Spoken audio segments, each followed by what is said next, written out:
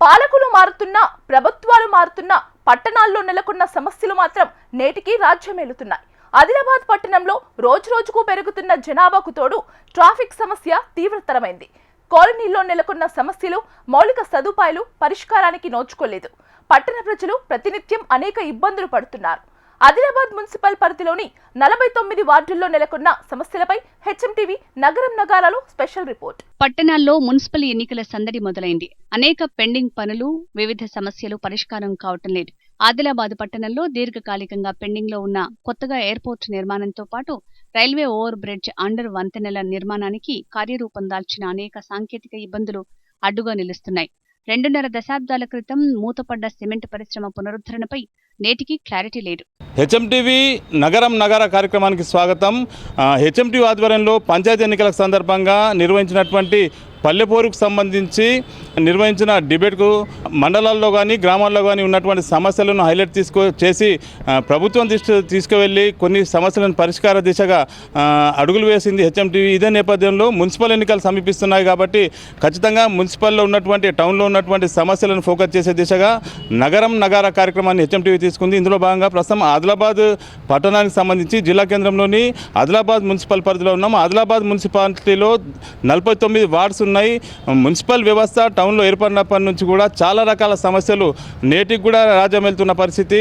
ప్రతిసారి కూడా ట్రాఫిక్ సమస్య పెరుగుతుంది, జనాభా పెరుగుతుంది. ఇందుకు అనుగుణంగా వసతులు లేవనేది ప్రధాన ఆరోపణ. మనతో మాట్లాడేందుకు చాలామంది ఉన్నారు. ఆదిలాబాద్ టౌన్కు సంబంధించి అధికార పక్షాలకు సంబంధించిన కాంగ్రెస్, బీజేపీ, అదేవిధంగా టీఆర్ఎస్, సిపిఐ, సిపిఎం వామపక్ష పార్టీలు, అదేవిధంగా విద్యార్థి సంఘాల నేతలు ఉన్నారు. వాళ్ళతో మాట్లాడే ప్రయత్నం చేద్దాం. ఆదిలాబాద్ టౌన్కు సంబంధించి చాలా రకాల సమస్యలు చెప్తా ఉన్నారు. ఏమేం చేస్తే బాగుంటుంది? ఎన్నికలు వస్తూ ఉన్నాయి.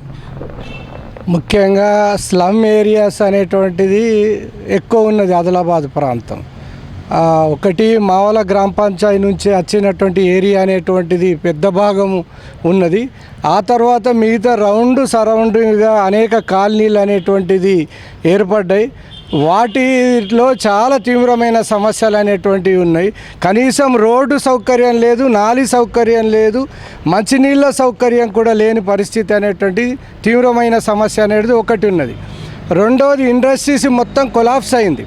అంటే ఉపాధి, ఈ సిటీ పెరిగింది కానీ ఉపాధి లేకపోవడం చేత సిటీ నుంచి గ్రామాలకు ఆటోలల్లో జనం వెళ్ళిపోతున్నారు కూలీల కోసం అనేటువంటిది.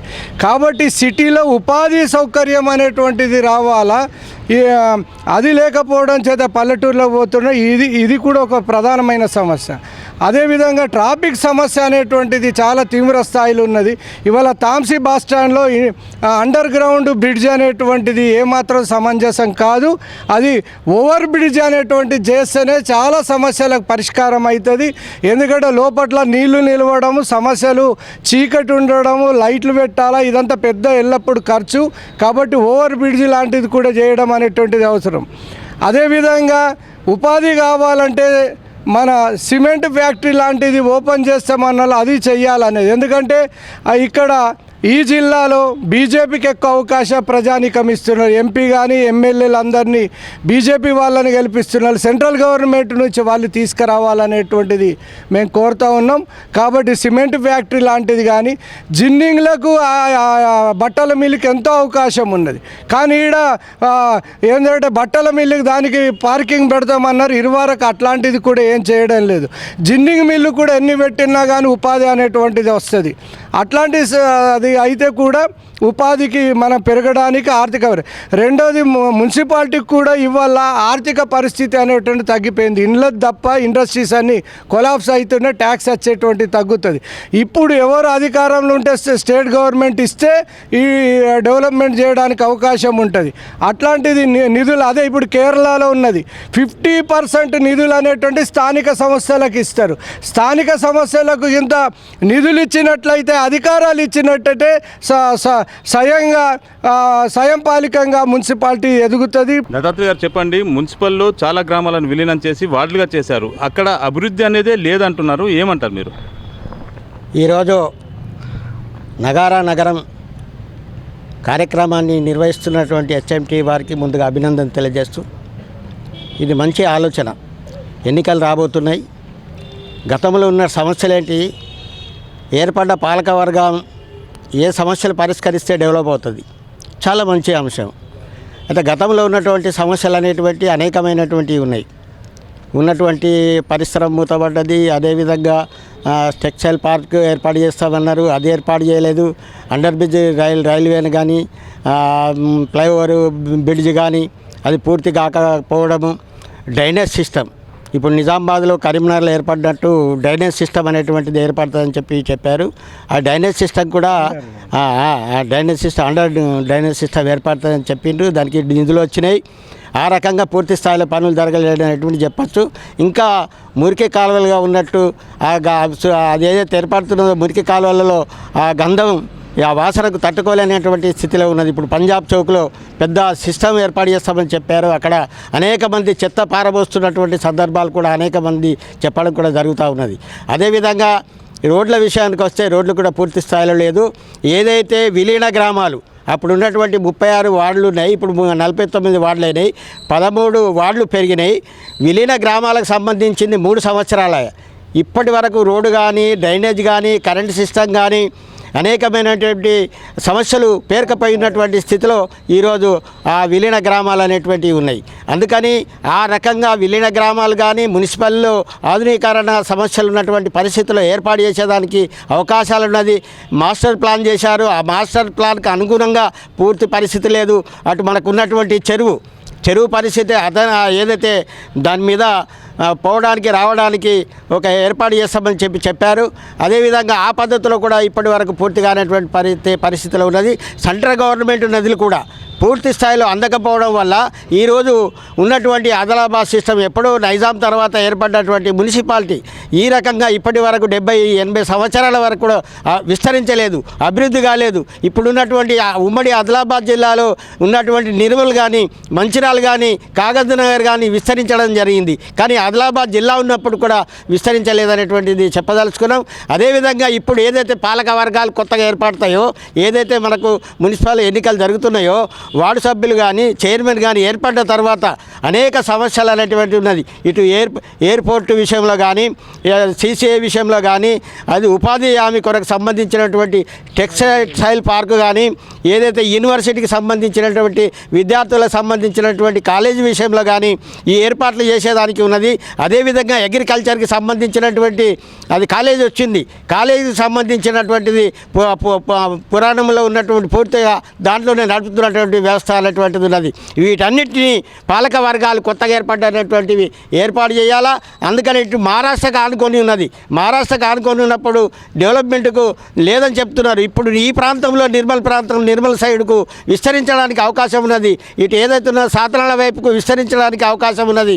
అందుకని ఎయిర్పోర్టు ఆపడం వల్ల దాన్ని పూర్తిగా పిక్చర్ రాకపోవడం వల్ల పూర్తిగా ప్రణాళిక కాకపోవడం వల్ల విస్తరించడానికి అనేక అవకాశాలు లేకపోతున్నటువంటి పరిస్థితి ఈరోజు ఉన్నదని చెప్పదలుచుకున్నాం. సామాజిక ఉద్యమకారుడు కస్తాల అరుణ్ గారు చాలా విషయాలపై ఫైట్ చేస్తూ ఉన్నారు. మీరు ఏం సమస్యలను ఐడెంటిఫై చేస్తారు, ఏం చేస్తే బాగుంటుంది? ఆదిలాబాద్లో ముఖ్యమైన సమస్య మున్సిపాలిటీలో ఉన్నది శానిటరీ సమస్య. కనీసం ప్రజలకు రోగాలు వస్తాయని చెప్పేసి ఒక ఆలోచన లేకుండా వారానికి ఒకసారి దోమల మందు పిచికారీ చేయాలి.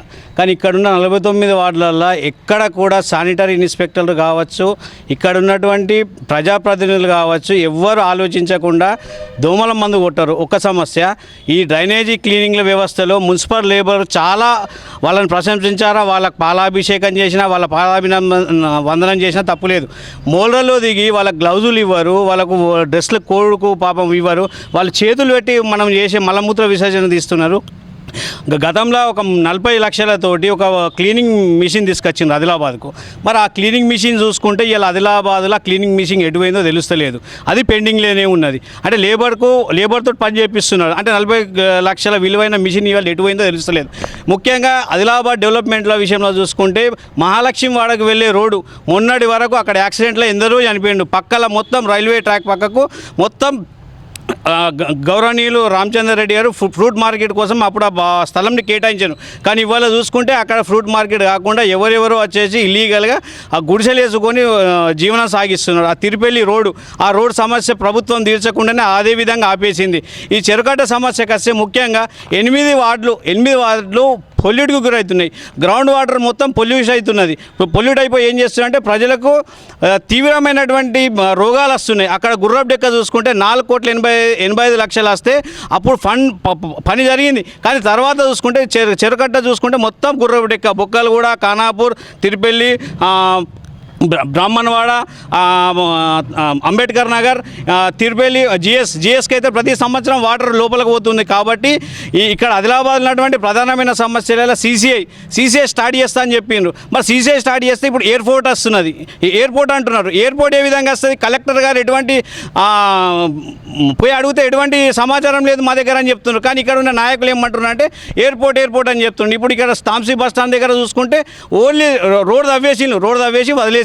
కానీ ఇలా ప్రజలకు తీవ్ర ఇబ్బంది అవుతున్నది. మీరు చేస్తే పట్టణ ప్రణాళిక అయినటువంటి ఏదైతే సమస్య ఉంటుందో ఆ సమస్యను ఖచ్చితంగా తీరుస్తేనే ఆదిలాబాద్ ఉన్నటువంటి ప్రజలకు మేలు జరుగుతుంది. సాజిద్ ఖాన్ బీఆర్ఎస్ నాయకుడు ఏం సమస్యలు ఉన్నాయి? ఇప్పుడు మున్సిపల్లో పాలకవర్గం లేక దాదాపు 12-13 మాసాలు జరిగింది. విద్యుత్ దీపాలు కూడా వెలగలేని పరిస్థితి ఎట్లా ఉంది అంటారు? जोग रामन्ना साहब मिनिस्टर बने बाद, बापू केसीआर सीएम बने बाद, ये हमारी बहन चेयरमैन बनी बात, बीआरएस की सरकार आने के बाद, मैं अच्छा याद है रिम्स एडिटोरियम में वरंगल की हेड नर्स रोते हुए बोली, सर मैं वरंगल से आती, वरंगल इतना ब्यूटीफुल है, धस्तापुर आए तो मुझे रोना आता कि कोई तो नेता होगा हमारे आदिलाबाद को कुछ खूबसूरत करेगा. जिस दिन हम वो धस्तापुर ब्रिज बन गए तो उन्हें एडिटोरियम में रोते हुए बोली, थैंक्स जोग रामन्ना, मी असंटी नायकुलु कावाला. तो हम फ़ख्र से पब्लिक में जाएंगे क्योंकि सेंट्रल लाइटिंग नहीं थी, डिवाइडर्स नहीं थे, ब्यूटिफिकेशन नहीं था, पीने के पानी की सहूलत नहीं थी. हम भगवान तो नहीं बन सकते, इंसान है, बिल्कुल कमियां हो सकती. आने वाले दिनों में 100% बीआरएस के चेयरमैन बनाकर 100% तो डेवलपमेंट कोई भी नहीं कर सकता. 60% डेवलपमेंट हुआ, बीआरएस गवर्नमेंट में डेवलपमेंट हुआ. नेक्स्ट 100% जो अवाम चाह रही वो हम करके बताएंगे. हमारी मेजॉरिटी आने वाली है इंशाल्लाह. हम सबका साथ सबका विकास हमारे पास है. ఆదిలాబాద్లో వందలాది ఎకరాల ప్రభుత్వ భూములు కబ్జాకు గురవుతున్నా పట్టించుకునేవారు లేరు. మున్సిపల్ ఆస్తులన్నీ అన్యాక్రాంతమయ్యాయి. పారిశుద్ధ్య నిర్వహణ పట్టు తప్పింది. వీధి దీపాల సమస్య అన్ని ప్రాంతాల్లో కనిపిస్తోంది. విద్య, వైద్య రంగానికి సంబంధించి సమస్యలు పరిష్కారానికి నోచుకోవటం లేదు. పట్టణంలో ఉన్న చెరువు కట్టలు గుర్రపు డెక్కలతో నిండిపోయి ఆక్రమణకు గురై ఉపయోగంలో లేకుండా పోతున్నాయి. మనతో మాట్లాడేందుకు మాజీ చైర్పర్సన్ మున్సిపల్కి సంబంధించి రంగినేని మనీషా గారు ఉన్నారు. మేడం చెప్పండి, 5 సంవత్సరాలు మీరు చైర్మన్గా పనిచేశారు. అప్పుడు కానీ ఈ గ్యాప్లో ఈ 5 years కానీ చాలా సమస్యలు కూడా ఇంకా కనిపిస్తాను ఉన్నాయి. ఏం చేస్తే బాగుంటుంది? అందరికీ నమస్కారం.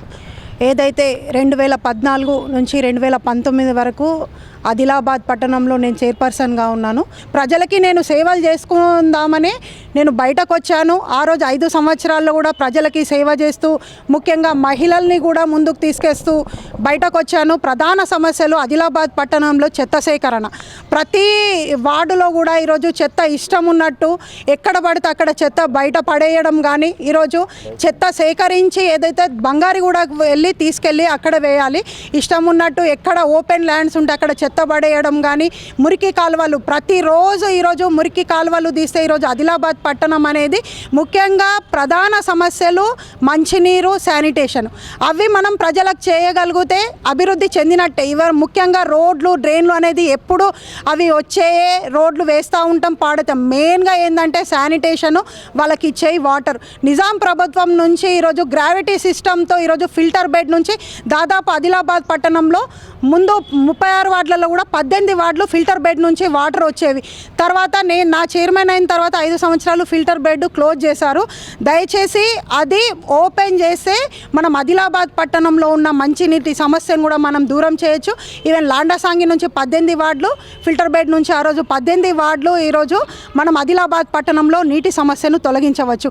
170 నుంచి ప్రతి వాళ్ళకి ప్లాట్లు ఇస్తూ దానికి బై నంబర్ ఇస్తూ మళ్ళీ ఇంకొకరికి ఇవ్వడం, ఇటువంటి కబ్జా రాజకీయాలు దూరం చేయాలంటే ఈరోజు ముఖ్యంగా మనం ప్రజలకి అందుబాటులో ఉండి పనిచేయాలని నిర్ణయించుకున్నాను. మళ్ళీ ప్రజలకి ముందుకు వస్తున్నాను. నన్ను ఏదైతే ఇండిపెండెంట్ ప్యానల్గా వెళ్ళాలని నేను ప్రజల ముందుకు వస్తున్నాను. ప్రజల ఆశీర్వాదం ఉంది. 50% మహిళలకు అవకాశం ఉంది కాబట్టి ఈరోజు ముఖ్యంగా మహిళలు కూడా చాలా సమస్యలతో ఇబ్బంది పడుతున్నారు.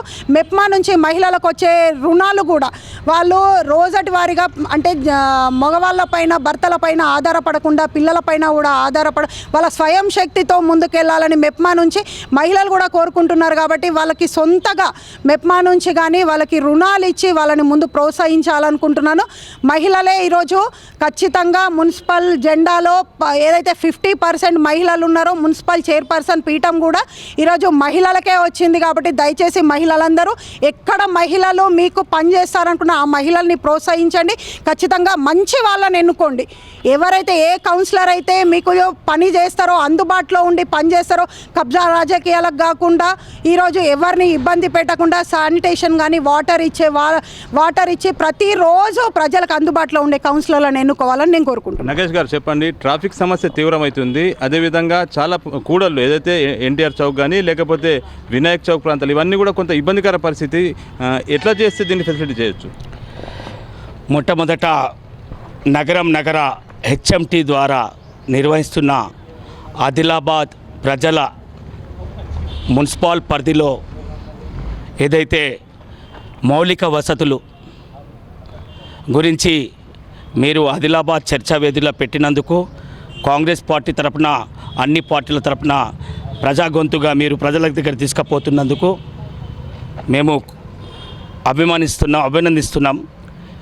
ట్రాఫిక్ సమస్యని ఏదైతే సిగ్నల్స్ లేకుండా పోయిన ప్రభుత్వం గత ప్రభుత్వాలు ఆదిలాబాదులో సిగ్నల్స్ లేకుండా చేయడం అనేది చాలా దౌర్భాగ్యం. సుందరీకరణ పేరుతో ఆ సిగ్నల్ని చెడగొట్టి డబ్బు గుంజుకోవాలని చూసిండ్రు. డబ్బుని దౌర్జన్యంగా జేబులో వేడేసుకోవడానికి చేసిండ్రు. తప్పితే నిజంగా అభివృద్ధి చేయలేదు. ఇక చెప్పడానికి పోతే అవినీతి చేసిరు కాబట్టే బీఆర్ఎస్ పార్టీని ప్రజలు గద్దె దించిండ్రు. ఆ విషయాల్లో నేను ఎక్కువ పోను. మన బీఆర్ఎస్ సోదరుడు చెప్పిన విషయాలకు పోను. ఇక ఆదిలాబాద్కి వస్తే మౌలిక వసతులు, ఎందుకంటే కేఆర్కే కాలనీ కానీ రణదీవ్ నగర్ కానీ గాంధీ నగర్ కానీ ఈ కాలనీలో మౌలిక వసతులు లేవు. కాంగ్రెస్ పార్టీని గెలిపించుకుంటే ఖచ్చితంగా మౌలిక వసతులు కల్పించకపోతే ఏదైతే మీరు అనే కార్యక్రమం పెట్టి మిషన్ భగీరథ కార్యక్రమం పెట్టి ఈరోజు 48 గంటలకు 2 గంటలు గంటన్నర మాత్రమే నీళ్ళు అందిస్తున్నాం. ఆ డబ్బులు ఎట్టుపోయినాయి, ఎవరి జోబులో పోయినా వీటిని అన్నిటినీ తిరిగి తప్పించి వీళ్ళని జైలు పాలు చేస్తాం తప్పకుండా. ఎందుకంటే ప్రతిరోజు నీళ్ళు ఇవ్వాలని డబ్బులు వసూలు చేస్తున్నారు. మున్సిపాలిటీ వారు ప్రతిరోజు నీళ్ళు అందిస్తామని, మరి గత ప్రభుత్వాలు 24 గంటలు నీళ్ళు అందిస్తా అన్నారు, లేవు. అందుకే మరొకసారి చెప్తున్నాము, చాలా ఇంపార్టెంట్ సబ్జెక్టు. ఏదైతే డంప్ యార్డ్కు తీసుకెళ్తున్నారో ఆ డంప్ యార్డ్ ద్వారా కాంగ్రెస్ పార్టీని గెలిపించుకుంటే ఖచ్చితంగా దాని ద్వారా వచ్చే డంప్ యార్డ్ నుండి ఇంధనం తయారు చేయొచ్చు. డంప్ యార్డ్ నుండి ఇటుకే ఏదైతే స్క్రాప్ ద్వారా ఇనుము వస్తుందో అది కూడా తయారు చేసుకోవచ్చు. కొన్ని కెమికల్స్ కూడా తయారు చేసుకోవచ్చు. కాంగ్రెస్ గెలిస్తే ఖచ్చితంగా డంప్ యార్డ్ ద్వారా వచ్చే ప్రతి వసతుల్ని మేము ప్రజలకు అందిస్తాం. మేము ఖచ్చితంగా రోడ్లు, మురికి వాలలు, నీరు అందించే తత్వం చేస్తాం. ముఖ్యంగా ఆదిలాబాదులో ఆంధ్రప్రదేశ్లో ఉన్నట్టు మున్సిపల్ స్కూళ్ళు లేవు. దాన్ని తప్పకుండా ప్రవేశపెట్టుకుంటాం. మున్సిపల్ స్కూల్లో మున్సిపల్ పరిధిలో స్కూల్ అని నిర్మించే దిశగా మా ముఖ్యమంత్రికి ఈ విషయం మీ ద్వారా తెలపాలి. మేము కూడా రికమెండ్ చేస్తాం. మున్సిపల్ స్కూళ్ళు కావాలి ఆదిలాబాద్లో, ఇది మా ఆశ. వ్యాస్ గారు చెప్పండి, ఎయిర్పోర్ట్ మంజూరైంది, railway under bridge, over bridge కార్యక్రమాలు కూడా కొనసాగుతున్నాయి. చాలా రకాల సమస్యలు అయితే కనిపిస్తూ ఉన్నాయి. కబ్జాకు గురైన అనేక భూములు ఉన్నాయి ప్రభుత్వానికి సంబంధించి. ఏం చేస్తే బాగుంటుంది? ముందుగా ఆదిలాబాద్ ప్రజలందరూ కూడా చాలా తెలివిపరులండి. ఎందుకంటే వాళ్ళు ఆల్రెడీ డెవలప్మెంట్ కోసం అని చెప్పేసి భారతీయ జనతా పార్టీ శాసనసభ్యుని ఎన్నుకున్నారు, అలాగే పార్లమెంట్ సభ్యుని కూడా ఎన్నుకోవడం జరిగింది. మన ఆదిలాబాదు జిల్లా నుండే ప్రారంభమైంది డెవలప్మెంట్ అనేది. మార్పు అనేది కూడా ఆదిలాబాద్ జిల్లా నుండే ప్రారంభం చేసుకున్నారు భారతీయ జనతా పార్టీకి అవకాశం కల్పించి. మనం ఇప్పుడు మీరు అడిగిన విషయాలకు నేను ఇంకా 2-3 జోడించి మీకు చెప్తాను సార్. ముఖ్యంగా ఏంటంటే మీరు విమానాశ్రయం గురించి అడిగారు. ఆదిలాబాద్లో ఎప్పటి నుంచో కళ, మీకు తెలుసు, మీ తాత వాళ్ళకు కూడా తెలుసు అండి. ఇక్కడ ఆదిలాబాద్లో ఎయిర్పోర్ట్కి ఒక 365 ఎకరాలు కేటాయించారు ఎయిర్ ఫోర్స్ అకాడమీ కోసం అని చెప్పేసి అని మన చరిత్రలో రాసి ఉంది. అది నిజాం నవాబుల అప్పటి నుంచి ఈ భూమి అనేది ఉన్నది. దానికి ఇప్పటి వరకు ఉన్న శాసనసభ్యులు ఏం చేసిండ్రో, మినిస్టర్లు ఏం చేసిండ్రో, ఎవ్వరు ఏం చేయలేని పరిస్థితిలో ఆదిలాబాద్ని చిన్న చూపు చూస్తూ తెలంగాణ ప్రభుత్వం కూడా, అలాగే ఉమ్మడి ఆంధ్రప్రదేశ్ ప్రభుత్వం కూడా అలానే చూసింది. ఇప్పుడు ఉన్న భారతీయ జనతా పార్టీ ప్రభుత్వం ఏదైతే, కేంద్ర ప్రభుత్వం ఏదైతే ఉందో దాన్ని మన ఇక్కడ ఎమ్మెల్యే పాయల్ శంకర్ అన్న గెలిచిన తర్వాత, ఎంపీ గారు గెలిచిన తర్వాత, గోడం నాగేష్ గారు గెలిచిన తర్వాత దాని ఫైల్ అనేది మూవ్ చేసి ఇప్పుడు ఒక కొలిక్కి తీసుకొచ్చారు. ఇప్పుడు ల్యాండ్ అక్విజిషన్ విషయాలు అనేవి ఇక్కడ చర్చ అనేది జరుగుతుంది. ఇంకొకటి ఓవర్ బ్రిడ్జ్, అండర్ బ్రిడ్జ్ అని చెప్పేసి అన్నారు. గత 10 సంవత్సరాల పాలనలో అది నత్తనడకన నడిచింది. ఇప్పుడు ఎమ్మెల్యే గారు గెలిచిన తర్వాత ఇప్పుడు ఒక రాకెట్ విధంగా ఇప్పుడు ఆల్రెడీ ఆల్మోస్ట్ 80% బ్రిడ్జ్ అనేది పూర్తయిపోయింది. ఒక వారం రోజుల కిందటనే రైల్వే అండర్ గ్రౌండ్ బ్రిడ్జ్ అనేది కూడా ప్రారంభం జరిగింది. అది మరికొన్ని రోజుల్లో అది కూడా పూర్తవుతుంది. ముఖ్యంగా ఈరోజు మన చర్చ విషయం ఏంటంటే ఆదిలాబాద్కి అసలు డెవలప్మెంట్ ఎందుకు కావట్లేదు, కావాలి అంటే ఏం చేయాలి, రాబోయే కాలంలో ఎవరు వస్తే బాగుంటుంది, ఏ విధంగా చేస్తే బాగుంటుంది అనే చర్చకు మీరు నన్ను పిలిచినందుకు ధన్యవాదాలండి హెచ్ఎంటీవీకి. ముఖ్యంగా ఏంటంటే ఆదిలాబాద్లో మున్సిపాలిటీకి సంబంధించిన ముఖ్య సమస్య ఏంటంటే వేతనాలు సమయానికి వేతనాలు ఇస్తే ఖచ్చితంగా వాళ్ళు టైం టు టైం పనిచేసి వాళ్ళ నిర్వహణ ఎంత ఉందో అంతవరకు వాళ్ళు పూర్తి చేస్తారు. అదేవిధంగా ఇంకొక విషయం ఏంటంటే కాంట్రాక్టర్లు మనకు ఆదిలాబాద్కి కానివ్వండి డెవలప్మెంట్కి వాళ్ళు ఒక ఆయువు. ఎందుకు అంటే కాంట్రాక్టర్లకు సమయానికి డబ్బులు, కాంట్రాక్ట్ అనేది పేపర్ మీదనే కాదు, డబ్బు రూపంలో వాళ్ళ అకౌంట్కి పంపిస్తేనే కదా వాళ్ళు పని అనేది పూర్తి చేస్తే ఇక్కడ మనకు డెవలప్మెంట్ కనిపిస్తుంది. ముఖ్యంగా ఇవి రెండు లేవు. ఇవి రెండు లేనప్పుడు పని చేసే వాళ్ళే తగ్గిపోయినారు. ఇంకొకటి మున్సిపాలిటీ సిబ్బందికి కూడా ఏంటంటే వాళ్ళకు తక్కువ స్ట్రెంత్ని పెట్టుకొని ఎక్కువ పని చేపిస్తే కూడా వాళ్ళకు కూడా ఇబ్బంది అవుతుంది. అలాగే రాబోయే కాలంలో మేము చెప్తున్నాము, భారతీయ జనతా పార్టీ ఎమ్మెల్యేని గెలిపించుకున్నారు, ఎంపీని గెలిపించుకున్నారు. అలాగే ప్రస్తుతం ఉన్న ప్రజలందరికీ కూడా ఓటర్ మహాశయులకు మేము ఒకటే కోరుకుంటున్నాము, డెవలప్మెంట్ చూడండి. మీకు ఇక్కడ ఆదిలాబాద్లో ముఖ్యమైన సమస్య ఫుట్పాత్ అనేది ఉండే, అది తీసేసాము. అలాగే మనకు సెంట్రల్ గవర్నమెంట్ ఫండింగ్ తోటి ఏవైతే అమృత్ పథకం, మీరు ఎక్కడన్నా చూడండి అక్కడ పెద్ద ట్యాంకులు కానీ ఏవి కట్టినా అక్కడ అమృత్ పథకం ఉన్నది. అది కేవలం కేంద్ర ప్రభుత్వం యొక్క ఫండ్ తోటే ఆదిలాబాద్ మున్సిపాలిటీ డెవలప్ జరిగింది. ఇప్పుడు కూడా అమృత్ 2.0లో కూడా ఇప్పుడు రోడ్లు, తర్వాత వాటర్ ట్యాంకులు అనేటివి కడుతున్నారు. ఎటువంటి రాష్ట్ర ప్రభుత్వం ఎటువంటి ఒక నయా పైసా ఇవ్వట్లేదు. డెవలప్మెంట్ కూడా ఎస్డిఎఫ్ ఫండ్ అని చెప్పేసి అని ఇస్తున్నారు, కానీ అది దీనికి వర్తించదు. అమృత్ 2.0 కింద ఇప్పుడు వాటర్ ట్యాంకులు కానివ్వండి, ఇది అండర్ గ్రౌండ్ డ్రైనేజ్ సిస్టంలో శానిటరీ అని చెప్పేసి అని ఒక ప్రాజెక్ట్స్ కూడా తీసుకొచ్చారు. అవి ఫండ్ వచ్చాయంటే ఇంకా దాన్ని ముంగటికి రావట్లేదు ల్యాండ్ అక్విజిషన్ కోసమని. ఇంకొకటి చూసుకున్నట్లయితే ఆదిలాబాద్లో ప్రజలు ఆల్రెడీ డెవలప్మెంట్ అనేది చూశారు. ఎమ్మెల్యే గెలిచినాక, ఎంపీ గెలిచినాక బీజేపీ తరఫున వాళ్ళు చూశారు. ఇప్పుడు రానున్న కాలంలో కూడా ఒకటే ప్రజలకు విజ్ఞప్తి చేసేది ఏంటంటే, మీకు మీ ఏరియాలో పనిచేసే నాయకులకు ఇవ్వండి. మాకు కులము పెద్ద, మాకు మతము పెద్ద అని చెప్పేసి అని కాకుండా ఆదిలాబాద్లో యువతకు ప్రాధాన్యత ఇవ్వండి, పనిచేసే వాళ్ళకి ఇవ్వండి. ఎన్నో ఏళ్ళగా 5 సార్లు 3 సార్లు 2 సార్లు కౌన్సిలర్గా గెలిచిన వాళ్ళకి అవకాశాలు ఇస్తే ఏంటంటే వాళ్ళకు లోపాలు లోతులు అన్నీ తెలిసిపోతాయి.